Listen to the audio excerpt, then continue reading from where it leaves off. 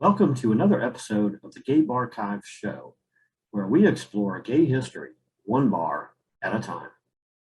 I'm your host, Art Smith, and our guest today is Cuban-American actor and producer and star of the new Boy Culture series, Jason Caceres. Welcome to the show, Jason. Hi, thanks for having me. You're quite welcome. You're kind of a hot commodity right now. You got a lot going on. I looked at your IMDb and it's got 500 entries on it. I was getting dizzy.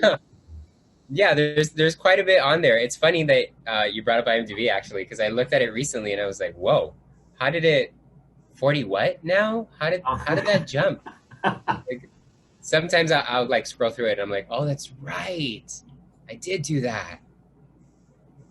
Yeah.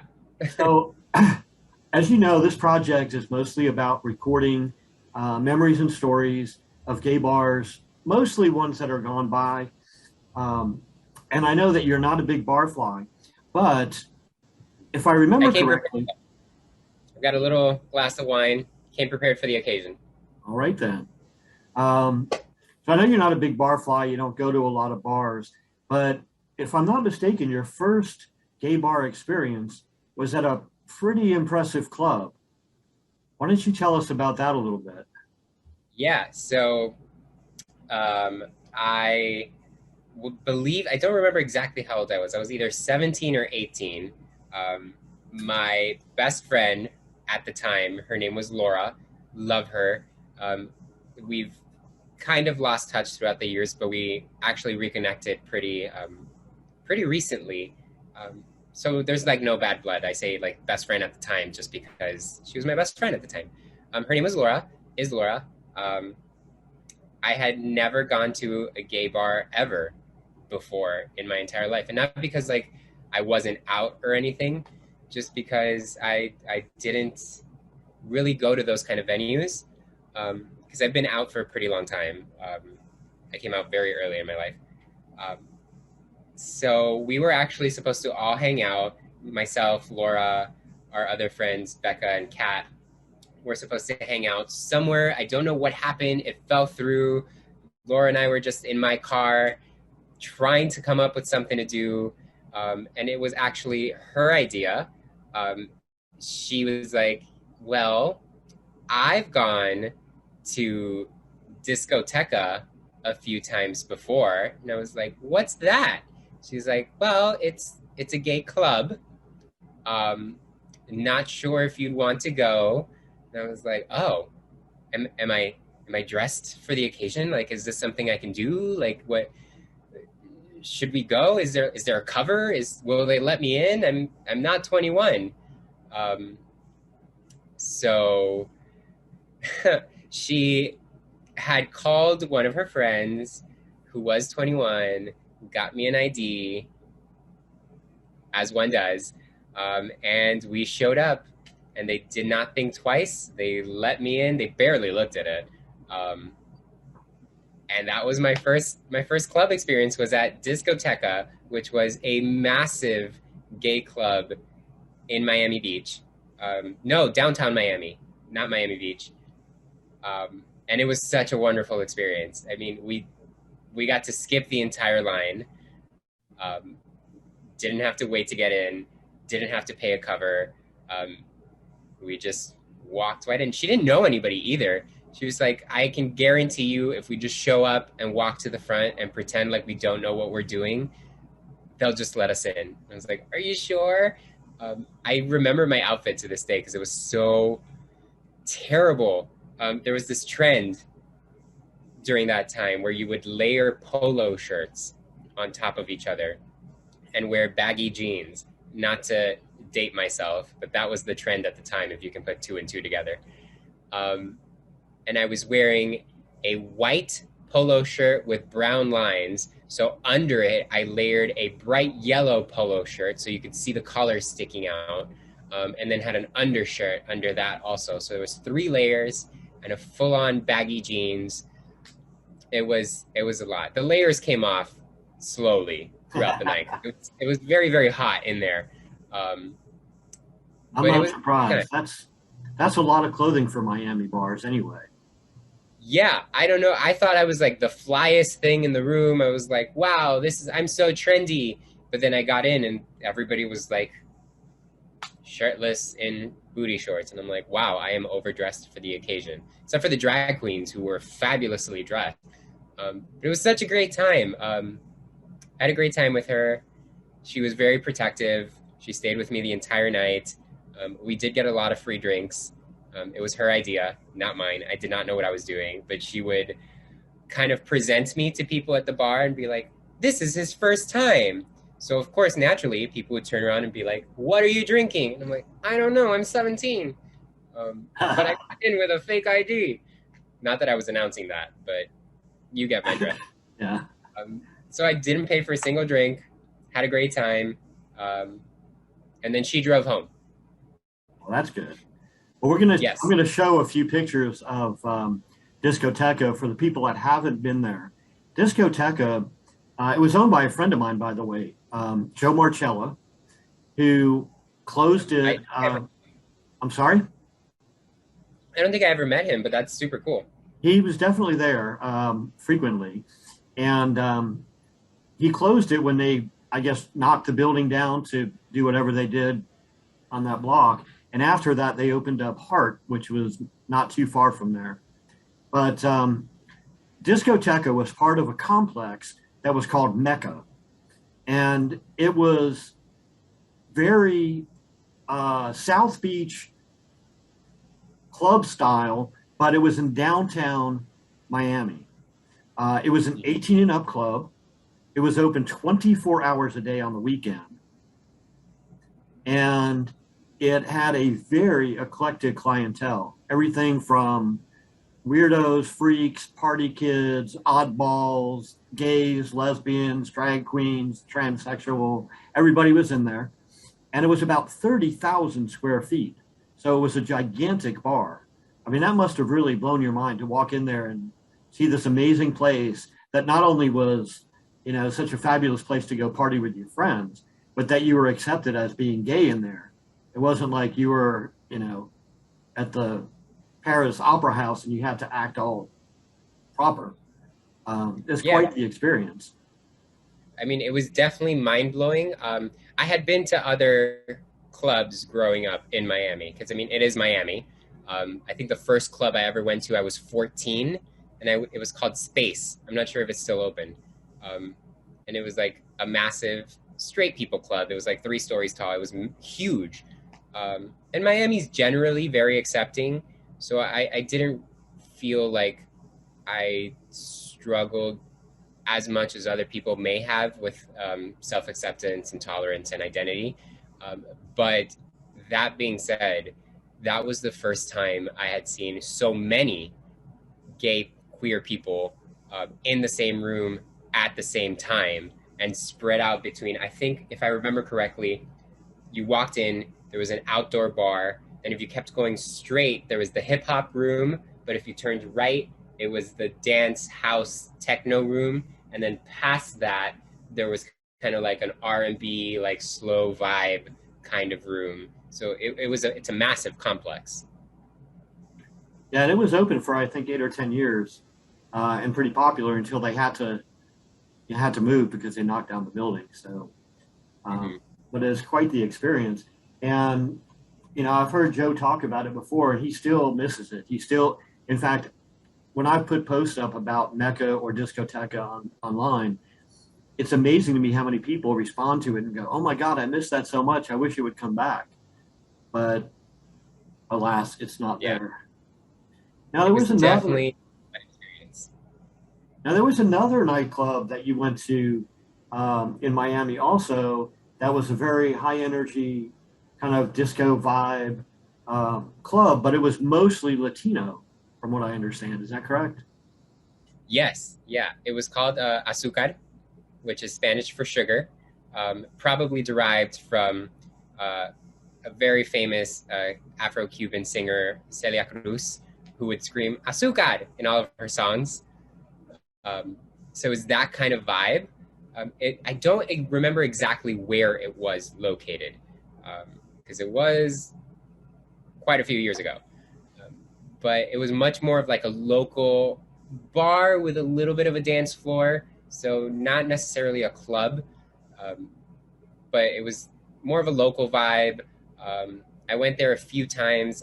I would take some of my dates there as a first date, because I knew it was like the only one of the only places where we could just like get to know each other openly and be ourselves and like maybe dance a little or hold hands if the night went that way, or maybe steal a kiss here and there. So I only went a few times, but it was a great club, great bar. Was it 18 and over also? I don't remember. I was definitely under 21. I'm not sure. I'll have to look into that. I don't know if it was 18 and up or if they just thought you were so cute that they wanted to let you in and not care how old you were. I mean, I did hold on to my best friend's ID for a very long time. So I wouldn't put it past me if I had used that to get in, if it wasn't 18 and over. But something tells me that it was 18 and over because there's no way that all of my dates also had a fake ID. Right. Now, how did that experience compare to Discotekka? Was the energy similar? Was it, I know it was a smaller club, but was it similar in the general feel of the bar to the way Discotekka was, or was it different because it was kind of focused on Latino, um, gay community? Yeah, I would say it was kind of different, in the way where like Discoteca is kind of like a Disneyland of queer people, where there was like, people of all kind of like subcategories in the mix, and it was massive, so the capacity was much, much larger.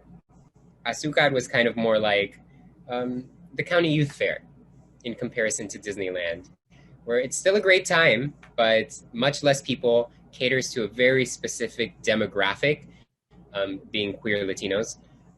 So the music was always a lot of fun, but definitely a completely different vibe. It was not kind of like circuity in any way. Um, it was much more like reggaeton and salsa and merengue. Um, so lots of better dancing, I would say. Um, Less people. It was never really crowded.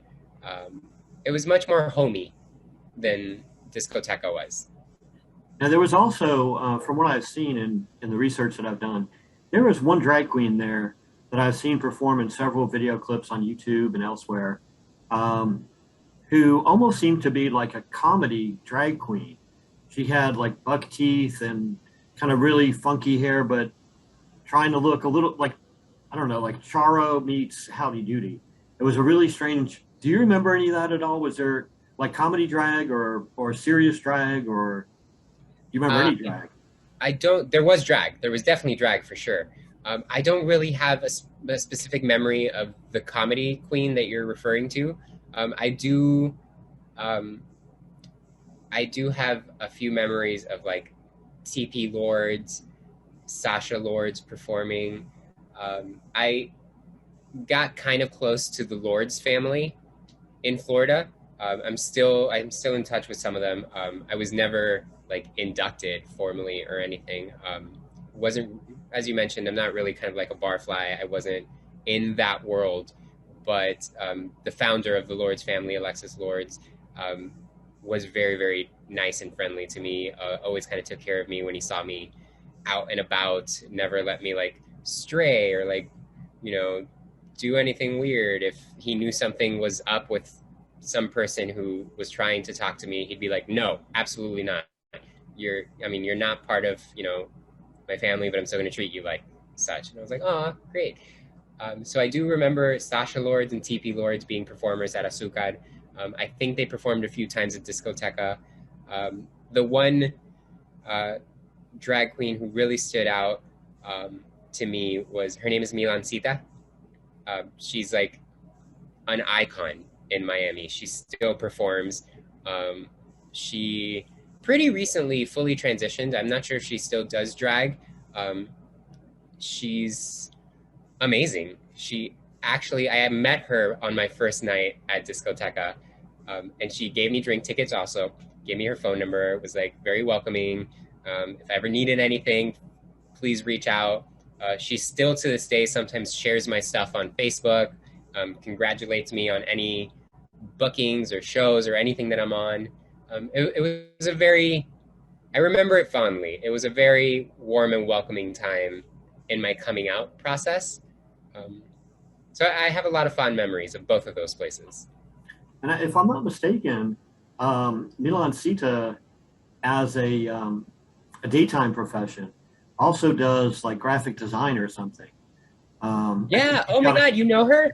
I know of her because um, you probably didn't know this, but the logos for Mecca and Discotekka and all those were all designed by Milan Sita.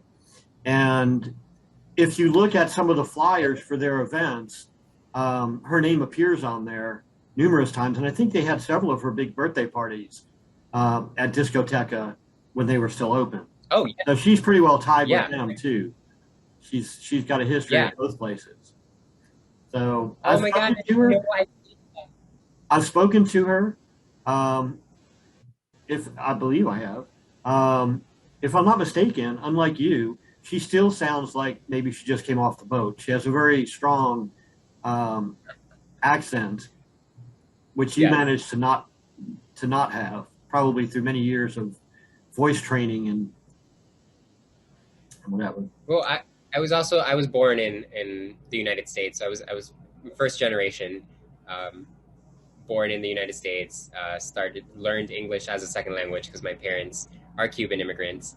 Um, but yeah, she still has very sexy, thick Latin accent. She calls everybody baby and sweetheart, and she has the biggest heart I've ever seen on the planet. Like she will give you the dress off her back if you need it.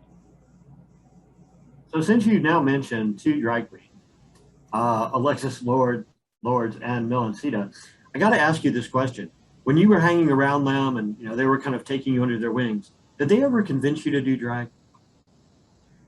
No, I have never. No, I've done drag once for a short film. I was about to say I've never done drag, but I've done drag once for a short film, and it was about 3 years ago.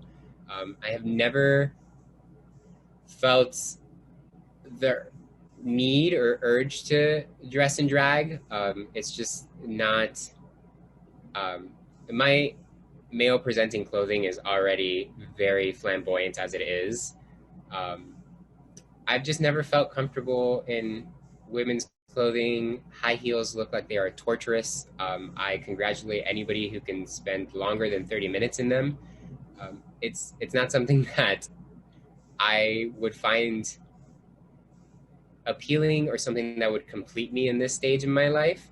Um, Obviously, I can't speak for the future. People change, but no, I never really did drag. Well, who knows? Maybe the next movie will be about you and drag.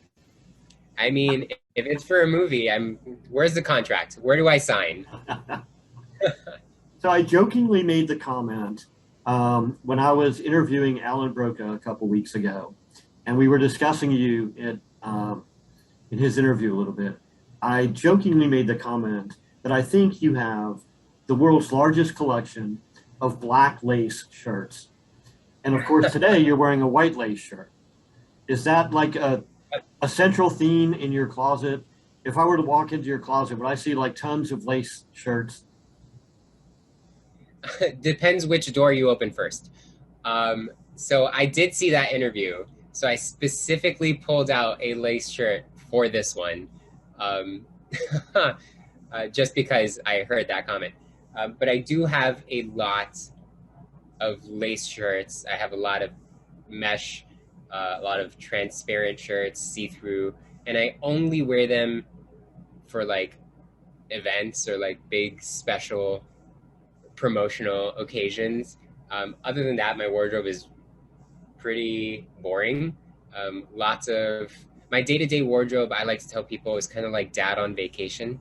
So I have a lot of Hawaiian shirts that I wear. It's very tacky. Brightly colored pants that I pair with the Hawaiian shirts. But I do when I first started like promoting my films and TV shows that I was on, I noticed that all the men looked the same at these events. All the red carpet fashion is the same for men.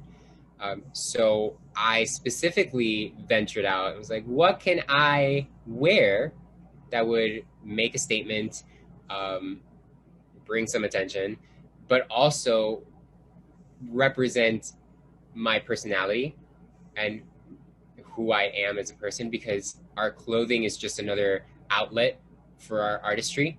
Um, and then I came upon this company called Kufandy on Amazon. I was like, oh, I'm kind of vibing with all of this. There's like a lot of mesh, lace, some leather, sequins, glitter, and it's male clothing that isn't just a boring tuxedo. So I started wearing those, and then they did really well on Instagram. So it's like, I need more. I need more validation from social media because I'm a millennial. Um, and that's just kind of like how it evolved. How does your personality today compare to like when you're 16, 17 years old, before you went out to your first experience at Discotekka? Were you as open and flamboyant and, you know, in your face with your fashion as you are now? Or I know you said the first time you went to Discoteca, you were wearing layered polo shirts. So I'm guessing this came after that. This did come after that. But I would say that my personality and clothing, what inspires me to pick my clothing options, has stayed relatively the same. I'm Cuban, which is already a flamboyant culture as it is. So there wasn't a lot of like venturing outside of my comfort zone. It's just that back then when I was 16, 17, in my mind, I thought layering polo shirts was like a cool fashion choice. Like I'm gonna stick out because that's something you only saw on like television shows like 90210 or Lizzie McGuire, or I'm trying to think what shows were airing back then. One Tree Hill. Nobody actually layered their polos in real life. It's something you only saw in media as like an out there fashion choice. So I was like, I'm an out there fashion choice kind of person. I'm also going to layer polos. Not very functional. So I feel bad for those actors who had to do that for 8 hours a day, every day um, back then. So I guess that kind of hasn't changed in the fact that, in the way that I will still kind of venture out and try to make a statement with my fashion. It's just that I feel now it's a little bit more put together, and a little bit more thought through than just like, I see this on television. It's on One Tree Hill and Chad Michael Murray's doing it, so I'm going to do it too. Um, Now I kind of have it reflect my own personality instead of whatever actor is hot at the moment. Right. And by embracing the lace shirt concept, you've also kind of made that part of your own brand. Everybody has a certain thing that they do that is kind of expected of them on a regular basis. That identifies them.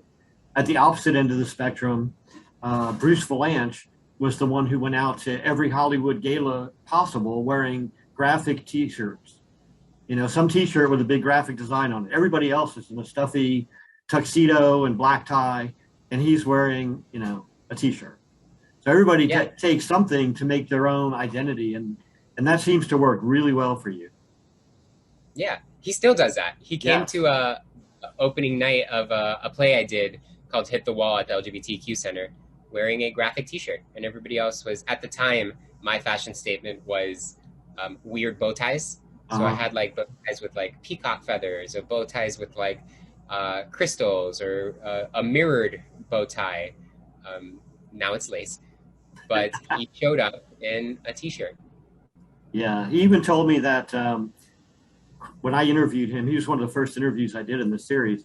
And when I interviewed him, he actually told me that one of the Oscars programs or something that he was doing, he wore, he's known for wearing T-shirts, and Bob Mackie actually made him a T-shirt.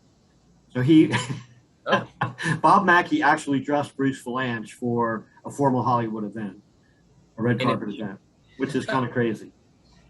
That's awesome. I mean, I wish one day maybe down the line, some big designer will design a lace shirt specifically just for me. There you go. So at some point after these experiences in the Miami beach bars and the Miami downtown bars, and your acting career, I guess, maybe started to take off a little bit. Is that when you decided to move to the West Coast? No, actually, I moved shortly after graduating with a bachelor's of fine arts in theater from Florida International University. There wasn't anything big specifically happening career wise. In Miami, the major market is telenovelas, and that's not something that I wanted to pursue at the time. Now I'm open to it. Not something I wanted to pursue at the time, so I left simply because I graduated college, and the only two avenues that were viable at the time were either New York or Los Angeles. And being a warm blooded Cuban American who grew up in Miami, Florida, where 60 degrees was freezing, New York was not it. So I moved to Los Angeles instead. Now, you were telling me that in Los Angeles, there's one bar that you've had some experience with, but it didn't come out of, partying with friends or, you know, deciding to go out clubbing, but it was an offshoot of you playing kickball. So apparently you were on a gay kickball league in Los Angeles. Yes. So I'm a very active person. So, which is probably why just like, you know, bar hopping and like sitting at a bar it's a lot of fun, but I need to be moving, and I need to be doing something in order to be like entertained because I'm very fidgety. I have a lot of energy. So my husband now, fiance at the time, and I were looking for something to do with our free time, and we came upon Varsity Gay Leagues, uh, which is based out here in Los Angeles. They run a bunch of sports for queer men. They do kickball, bowling, tennis, I think soccer, um, swimming. They have a bunch of different team sports as a way to like meet people, um, do something active with your community, and it's sponsored by this. Actually, this bar also recently closed due to the pandemic. It was called Gym Bar, sponsored this league. So on Sundays, we would sometimes start at Gym Bar just because they sponsored us. So after the game, we'd start there. They gave the losing team a pitcher of beer as a consolation prize. So the losers got free alcohol. I don't know, it just made sense. So we'd start there, but then we'd always end at the Bayou because it was kind of like a local West Hollywood bar. I'm not sure if you've been out bar hopping in West Hollywood, but of course there's the Abbey, there's Rocco's now, Mickey's. They're all super touristy now. Right. Yeah, so they're not really like the local LA gay community. There's a lot of, which nothing wrong with it, a lot of tourists that come and like spectate. That's not what I like doing. I don't like to be made a spectacle of um, when I go out and drink. Which like fine. Some people come to LA for a week and they want to go to the Abbey because it's famous. That's great. But the Bayou was kind of more low key. Um, just a one room kind of bar. Had great happy hours. $4 well drinks. Um, the appetizers were, I believe, anywhere from $5 to $6. So we'd get our losing pitcher of beer because sometimes we lost on purpose at Gym Bar, and then head over as soon as I was finished and spend maybe like $20 each on an endless amount of drinks and cheesy fries and a bunch of stuff. And we just like spend the entire, way too much time, the entire day at the Bayou. It was a good time. It was a good time. I kind of miss it. I don't think they're still doing it post-pandemic for obvious reasons. But hopefully, I would like to eventually go back to playing kickball with Varsity Gay Leagues because it was such a great way to connect with people in my community also. Now, the Bayou is also kind of an anomaly in West Hollywood because, from what I remember, so many of the West Hollywood bars are all about, it kind of reminds me of Dallas, it's all about attitude and appearance, and you know, and Bayou, obviously the name implies this already, but it reminds me of bars from the French Quarter in New Orleans, like just that normal, come in any way you are, we don't care, we're not going to make it super fancy and elegant in here, you just come in, have a good time. And obviously, some of the artwork even in the bar is reminiscent of that whole French Quarter look. Yeah. So it does kind of stick out from other bars in West Hollywood. Yeah, absolutely. Most of the bars slash clubs in West Hollywood are very LA presenting, where you kind of have to dress like lace shirts and like nice, clothing, and not necessarily like suit and tie because it's still a bar at the Right. end of the day. But fashion forward, and Fashion forward. you Yeah, can't wear beat up you can't wear beat up loafers or whatever. You have to look like you just came exactly. out of a fashion show or something. Exactly. They kind of tend to lean that way, and they all have like great lighting and disco balls and go-go boys up on stages, where the Bayou is literally like a one room hole in the wall. We would show up with like our gym shorts and our tattered up sneakers and not smelling the best because we just played kickball.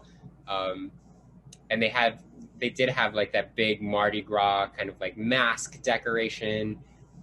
The bathroom had just like the walls were plastered with old pinups from like the 80s and 90s and celebrity quotes and photos, Polaroids of like celebrities that had been to the Bayou. And it was just so um, grounded, is the only way I could explain it.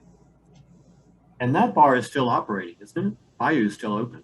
I believe so. West Hollywood is a little odd at the moment post pandemic. Some places are open, some places are open only certain days. Um, some places are only open on the sidewalk. Um, there are definitely some bars that have closed down. Rage recently closed down due to the pandemic. I believe it's being taken over by Rocco's now as a second location. How do you feel It's about that?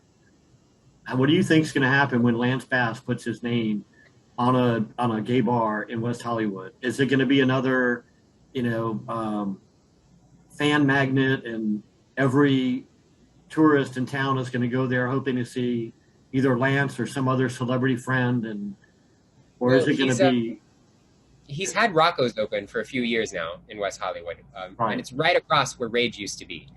And Rocco's is a great time, a little overpriced, but I mean, what can you expect?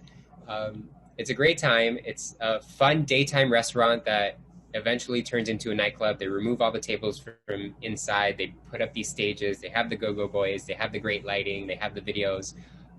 Rage was kind of, I never really liked Rage. Um, Greatly enjoyed Rocco's. Rage was kind of like, and maybe it's because I was older when I moved out here, but Rage was an 18 and over club. They had a lot of like 18-year-old themed nights, like a Game Boy night. It was just, which is fine for the 18-year-olds. Not really my vibe, you know, especially since I moved out here in my mid to late 20s. Kind of would like to, nothing against, I mean, I would go out bar hopping at 18 also, but I also like partaking with people of my own age demographic. So I never really went to Rage. I can only expect it to now mirror what Rocco's already is, just at a different tier. Maybe it turned up a little bit more. Yeah, he's some of the early press releases I saw about it kind of claim that it's going to be, the most fabulous bar in the country. I don't know what's going to make it fabulous. It's not huge. The space isn't anywhere near what you're familiar with from like Discotekka or Studio One, which used to be the big club there. But I don't know what Lance has up his sleeve. I haven't been able to talk to him. I interviewed him years ago, just before he and Michael got married, but I have not talked to him recently, so I don't know any of the inside scoop on what's going on there. But I'm really excited that he's doing something because I think that's an important part of our culture, the gay culture. To have queer bars that are opening up now after having so many that have closed down, either because of COVID or because of lack of interest or because of gentrification. It's nice to know that somebody who is a visible face in our community is actually going to do something to open a new one that may get some good, positive media attention and maybe inspire other people to open bars, down the road. So I'm glad that he's doing it. I'm curious to see what it's going to be like once it gets underway. Yeah, absolutely. And I mean, he seems to be on the up and up lately. I mean, everything he touches turns to gold. So I'm really excited to see what it becomes. You're right, it's not a huge space. It's 2 stories, which is, I guess in Los Angeles that is a big space because everything here is so expensive and small. But I'm excited to see what it becomes, knowing that Rocco's is still open across the street. So what is it? Is it going to be Rocco's 2? I don't know. I'm looking forward to find out. Yeah. I guess we will find out. So you were talking about how Rage was such a teen magnet, and had this younger crowd. But I can't help but notice, we're going to talk in a minute about your professional career, but for people who are not particularly familiar with your, broad scope of work that you've done in all the different shows and movies and things that you've been in, I looked at the list on IMDb of some of the characters' descriptions that you played. And this is just a partial list, but Go-Go Boy, mm-hmm. Sex Monster, Ultimate Fanboy, mm-hmm. Boy Toy, Tanner, which I guess is somebody who's tanning, sunbathing. It's a name. Oh, Tanner was the person's name. Innocent Sophomore, Twink, Pledge, and most recently, Chase with a Y, who is an escort. Yes. So you've kind of been pegged in that twink category in a lot of the roles that you've done so far. That kind of. Well, let's take a break for a second and show the trailer to the Boy Culture series, so everybody can get an idea of what your character is like, and then we'll come back and talk about your career. Yeah, absolutely. Guys are willing to pay more for a slightly less hot guy if they have a fantasy built up around you. What social media do you do? Facebook? Every door requires a different fantasy. So until you know what that is, be a blank canvas. What's your name? Call me X. I usually like guys that are older than 45. He told you I was 45? Can't resist the power! We're horny. Yeah. So are you cool with just basically being our dildo? You want to go halvesies on the stripper? I hear they're all hustlers. You heard right. I'm Andrew. I'm Chase. With a Y. As in, why don't you join us?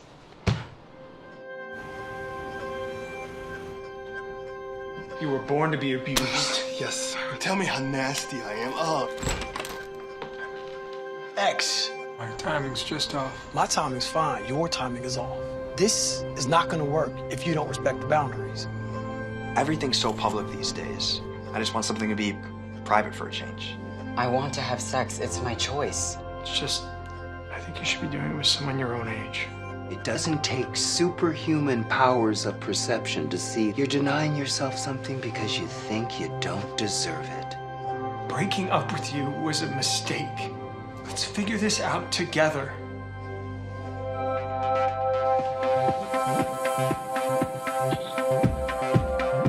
Can you do PayPal? Of course. We can?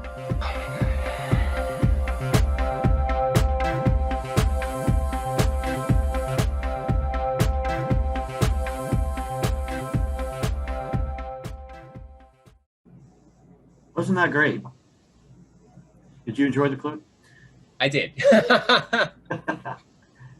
So, how close is Chase to your personality, minus the escorting part, because we know that's not part of your.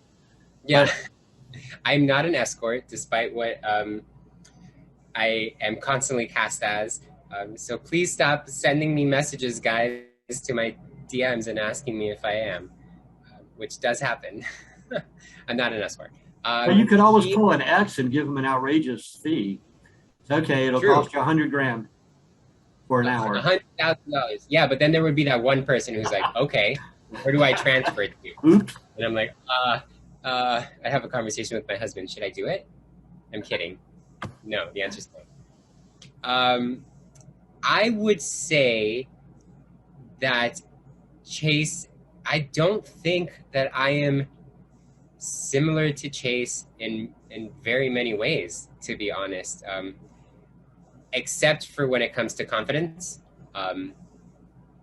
That might be the only tying factor to his character and my personality, because Chase is very confident, as I like to think I am, but Chase is also, he knows what he wants.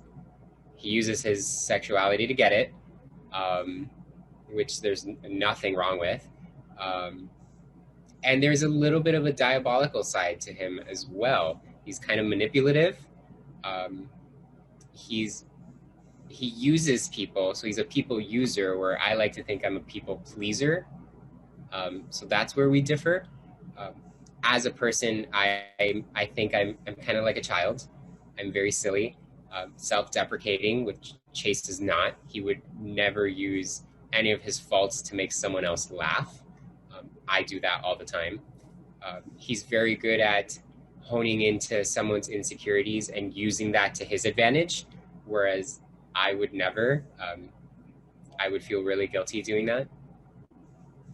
So I don't think we're very similar in those aspects. I had the pleasure of being able to watch the entire series as it exists right now this past weekend. It was finally playing at a film festival that was showing the whole collection. And so I think it was the Chicago Film Festival, maybe?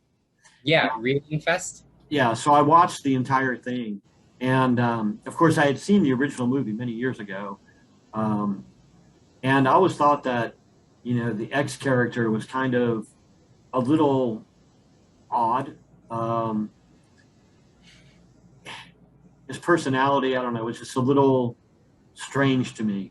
And it was interesting to see that in the new series, that's carried. It sounds like he could have been reading lines from the original show, the original movie. I mean, X has not changed as far as the way he approaches life or talks about his experiences much at all, which is a good thing, because the whole concept is that this is a continuation of the original movie. Yeah.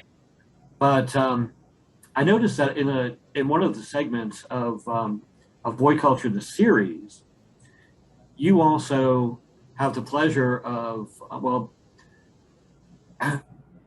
interacting with an actor that you have sort of impersonated in the past.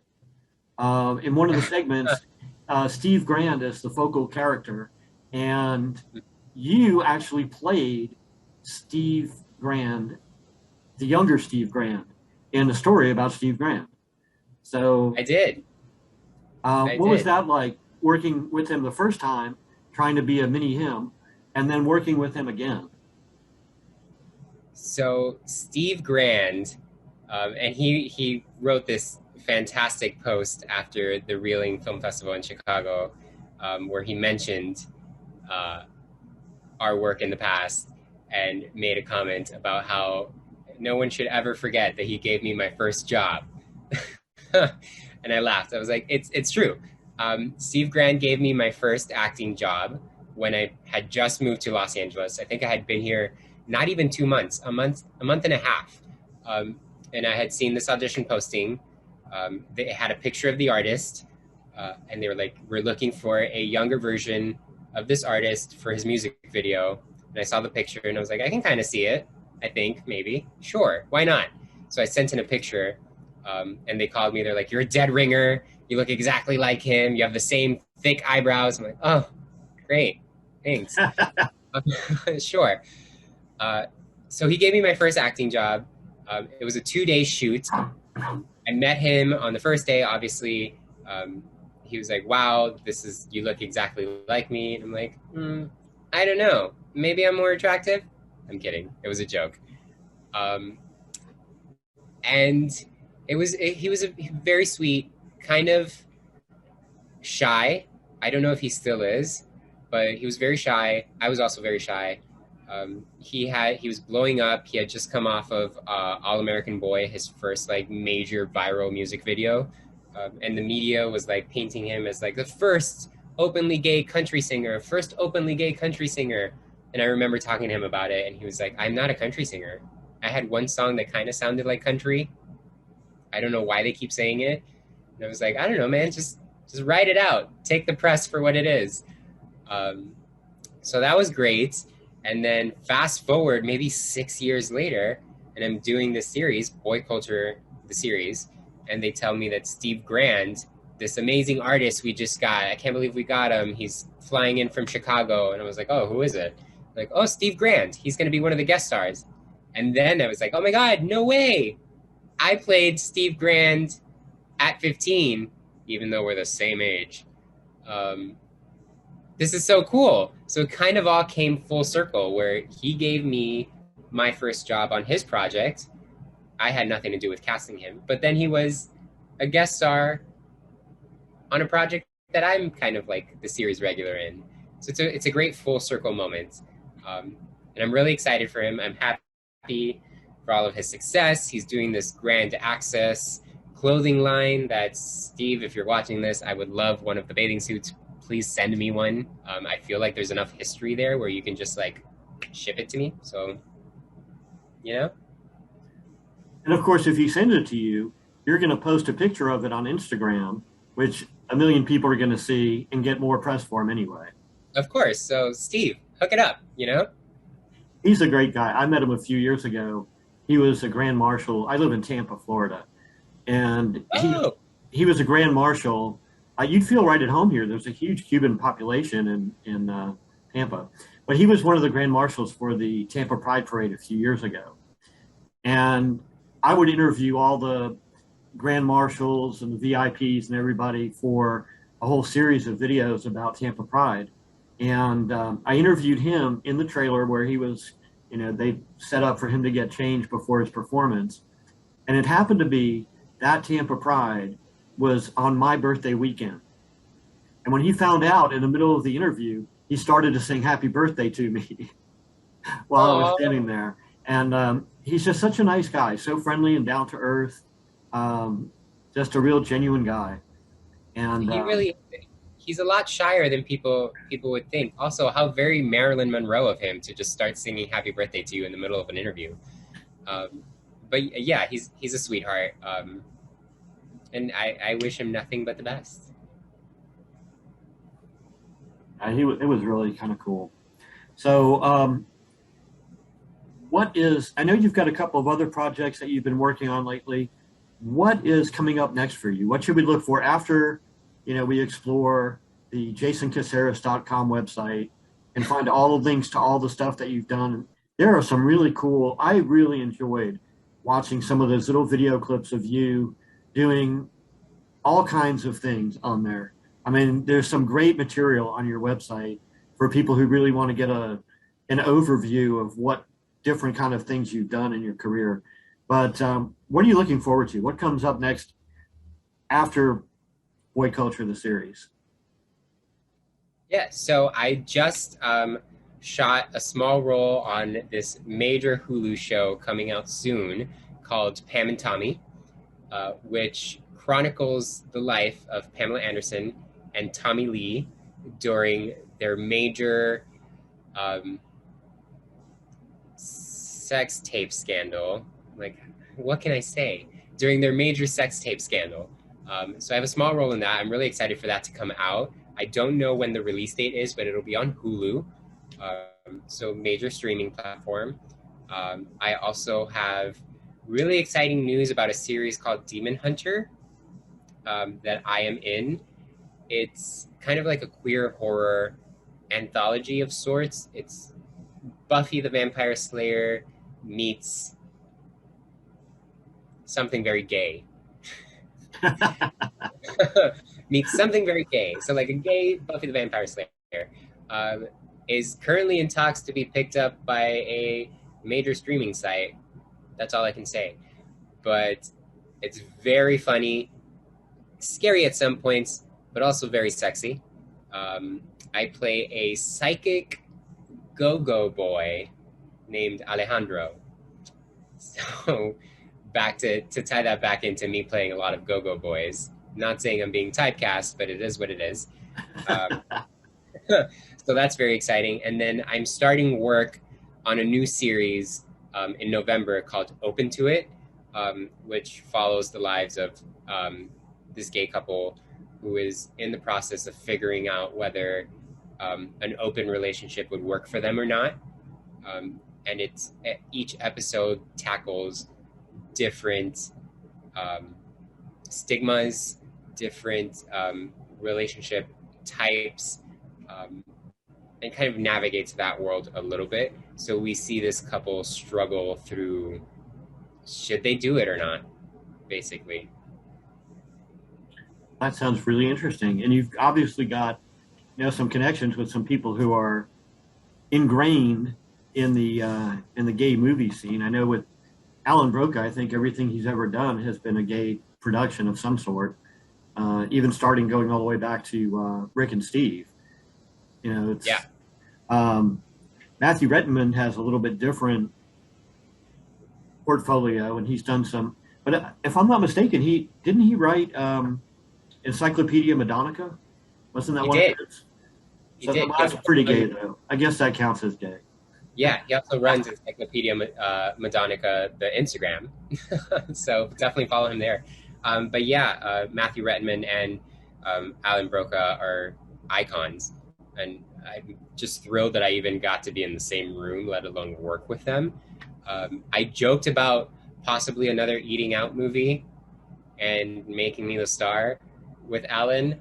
He kind of chuckled and was like, sure, if someone wants to finance it. And then I was like, not me, but if someone else wants to finance it, sure. And then there was a writer that I know that was like, I'll write it. So maybe. Yeah, whoever knew there would be 5 Eating Outs to begin with. Yeah, I mean, those movies played such an integral part in and I said this in a live interview with Alan sitting right next to me, and he audibly gasped. And I was like, oops, should I not have said that? I turned bright red right away. I was like, they did, though. They played an integral part in my sexual awakening as a teenager. So thanks, Alan.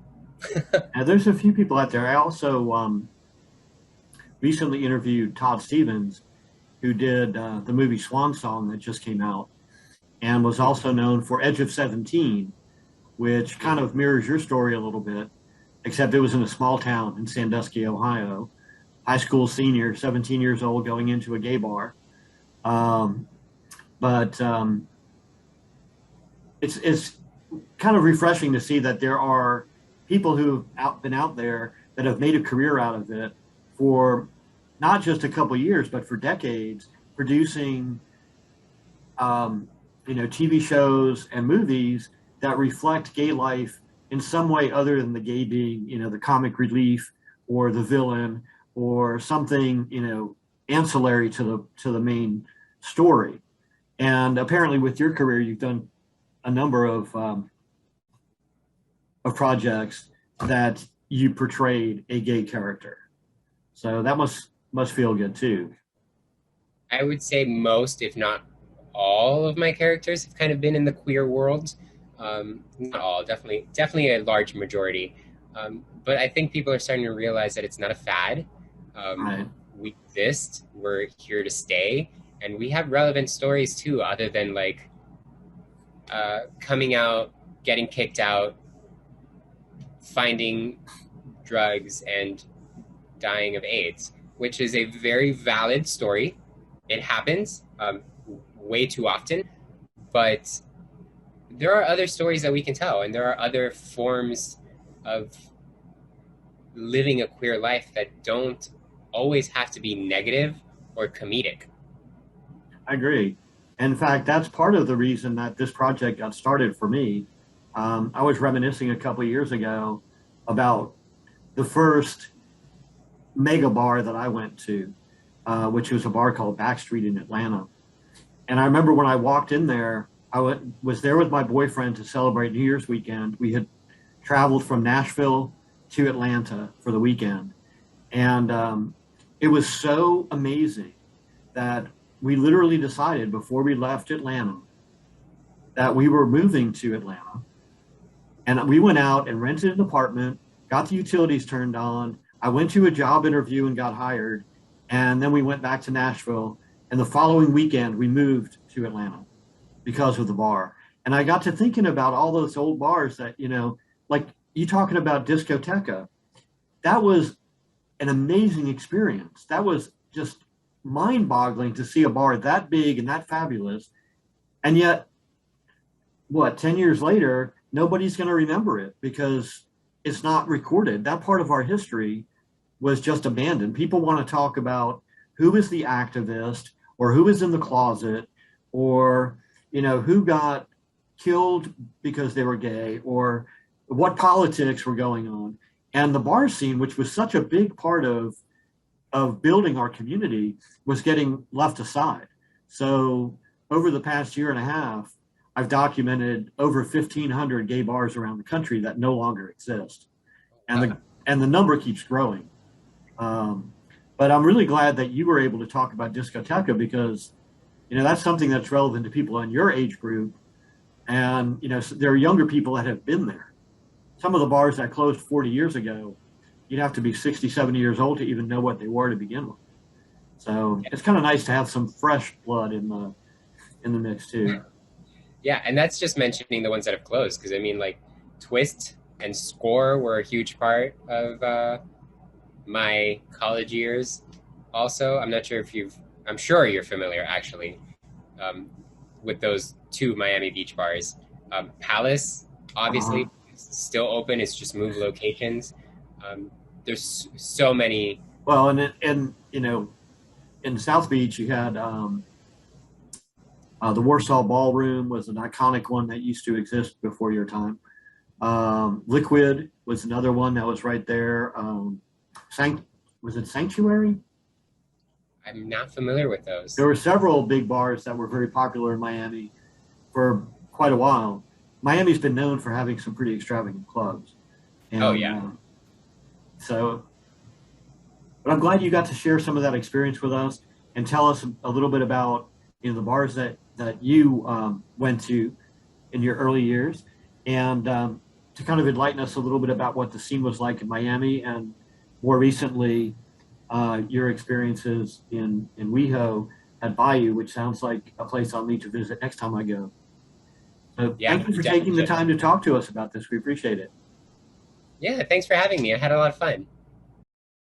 And that concludes another segment of the Gay Barchives podcast.